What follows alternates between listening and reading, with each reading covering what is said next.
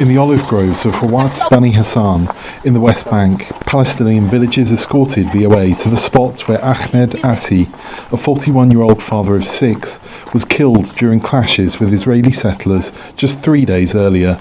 After the fighting died down, his brother says villagers found his car abandoned in the middle of the road.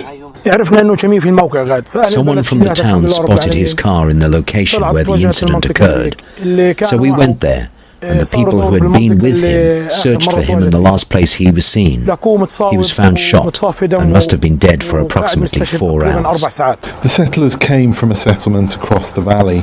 On a map in his office, the mayor of Qarawat Bani Hassan points to Israeli settlements surrounding his community. Ibrahim Arsi says another member of the community was killed by settlers in February, but they've exhausted ways to seek justice for that killing with the Palestinian or Israeli authorities. We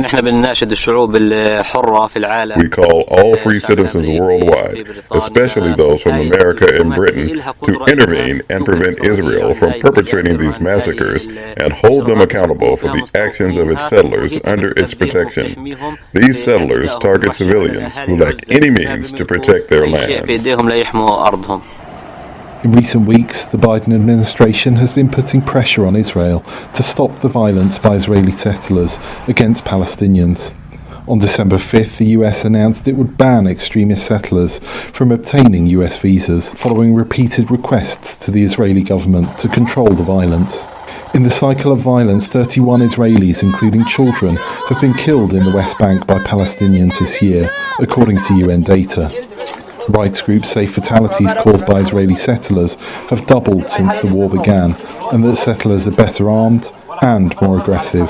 In previous problems with settlers, there would be one guy with a handgun, but now there's a group of guys and they all have M16s. And that the threats are much more severe and immediate, like you need to get out of your house and leave your community within 5 days.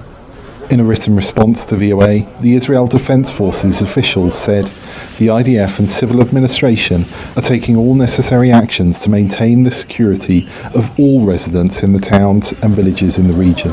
The IDF said it broke up the clash that killed Arsi, but the local mayor said the IDF was supporting the settlers only. As for Arsi's oldest son, aged 15, he says he couldn't believe his father was dead when he learned the news. They have made me take the burden of responsibility for my family at such a young age. The Regional Council of Israeli Settlers did not respond to VOA's request for comment. Henry Wilkins, VOA News, Qarawat Bani Hassan in the West Bank.